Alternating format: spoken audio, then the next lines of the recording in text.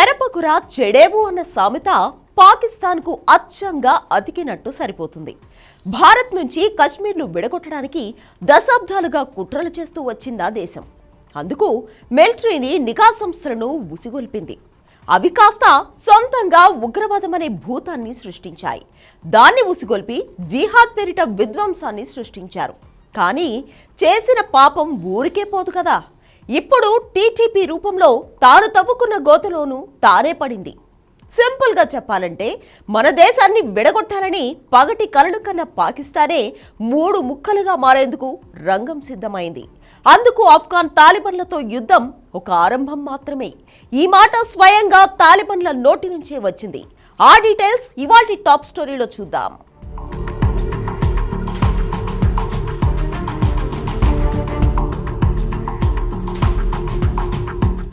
అది 1971. తూర్పున ఉన్న బెంగాలీ ప్రాంతం స్వేచ్ఛ కోసం పోరాడి భారత సైన్యం సాయంతో స్వతంత్రం సంపాదించుకుంది. బంగ్లాదేశ్గా అవతరించింది. పశ్చిమాన ఉన్న ప్రాంతం మాత్రమే పాకిస్తాన్గా మిగిలింది. ఇది ఆ దేశ చరిత్రలోనే ఓ పీడకలగా మిగిలిపోయింది. ఇప్పుడు పాకిస్తాన్లో మళ్లీ ఆ సిచ్యుయేషనే కనిపిస్తోంది. ఎందుకంటే తమ దేశంపై వైమానిక దాడుల తర్వాత పాకిస్తాన్పై ప్రతీకార దాడులకు దిగిన తాలిబన్లు ఇప్పుడు మరో సంచలన ప్రకటన చేశారు. పాకిస్తాన్లోని కీలక ప్రాంతం ఖైబర్ పఖ్తుంఖ్వా ప్రావిన్స్ తమదే అంటున్నారు. ఈ ప్రకటన స్వయంగా ఆఫ్ఘాన్ రక్షణ మంత్రిత్వ శాఖ ప్రతినిధి ఇనాయతుల్లా క్వారిజ్మీనే చేశారు. అంటే ఖైబర్ పఖ్తుంఖ్వా ప్రావిన్స్ ను తాము ఆక్రమించుకోబోతున్నామని ఓపెన్ స్టేట్మెంట్ ఇచ్చారన్నమాట. ఖైబర్ పఖ్తుంఖ్వా ప్రావిన్స్ ఆఫ్ఘనిస్తాన్ ను ఆనుకునే ఉంటుంది. ఈ ప్రాంతంలో పాకిస్తాన్ పెంచి పోషించిన తెహ్రీక్ ఈ తాలిబన్ల ప్రాబల్యం ఎక్కువ. ఎంతలా అంటే అక్కడి గిరిజన ప్రాంతాల్లో పాకిస్తాన్ చట్టాలకు విలువే ఉండదు. తాలిబన్లు చేసిందే చట్టం, చెప్పిందే న్యాయం. ఇప్పటికే తన ఆర్థిక పరిస్థితి దిగజారిపోవడంతో పాకిస్తాన్ ప్రభుత్వం ఏం చేయలేని పరిస్థితి నెలకొంది. 2023 జనవరిలో పాకిస్తాన్ అప్పటి అంతర్గత వ్యవహారాల శాఖ మంత్రి రాణా సనావుల్లా మిలిటరీ యాక్షన్ పై కామెంట్స్ చేశారు. దీనికి కౌంటర్గా తాలిబన్లు 1971లో భారత సైన్యం ముందు లొంగిపోయిన పాకిస్తాన్ ఆర్మీ ఫోటోను షేర్ చేసి మరోసారి మిలిటరీ యాక్షన్ అంటే ఇదే రిపీట్ అవుతుందని వార్నింగ్ ఇచ్చారు. ఇప్పుడు అన్నంత పని చేయడానికి సిద్ధమవుతున్నారు. అందులో భాగంగానే ఖైబర్ పఖ్తుంఖ్వా ప్రావిన్స్ తమదే అని తేల్చి చెప్పారు. కానీ ఖైబర్ పఖ్తుంఖ్వాను తాలిబన్లు ఆక్రమించుకున్నంత మాత్రాన పాకిస్తాన్ 3 ముక్కలు ఎలా అవుతుంది? అసలు కథ ఇప్పుడే మొదలైంది.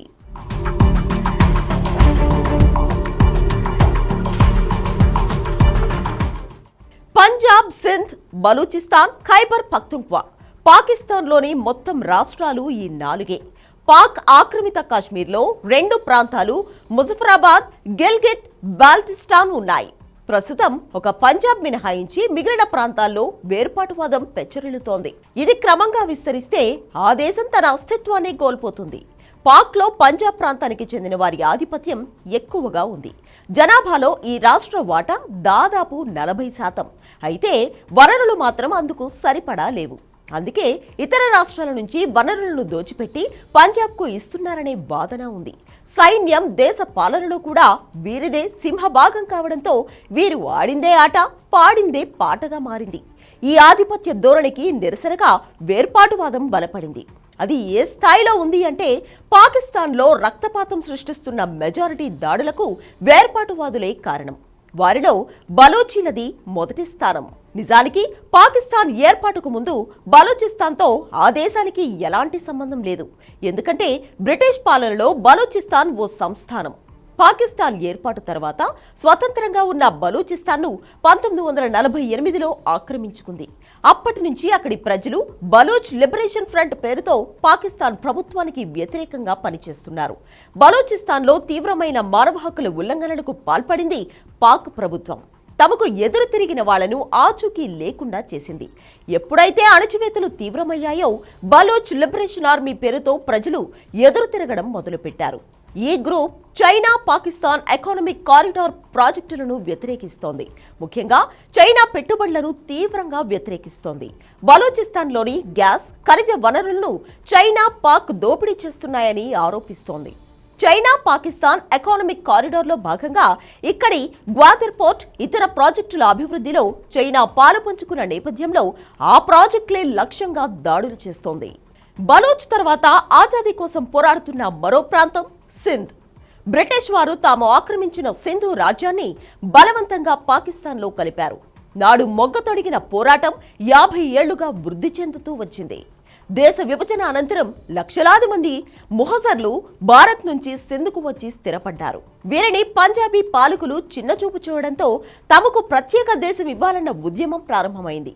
స్థానిక సింధ్ ప్రజల నుంచి ఈ డిమాండ్కు పెద్ద ఎత్తున మద్దతు లభిస్తోంది. దేశానికి జీవనాడైన కరాచీ పోర్ట్ ఇక్కడే ఉంది. పాకిస్తాన్ ఇప్పటి వరకు సుమారు 60 మంది సింధ్ దేశ కీలక నేతలను హతమార్చింది. వేల మందిని జైళ్లలో బంధించింది. ప్రభుత్వ అణచివేతకు వ్యతిరేకంగా సింధ్ దేశ్ పీపుల్స్ ఆర్మీ లాంటి సంస్థలు దాడులకు పాల్పడుతున్నాయి.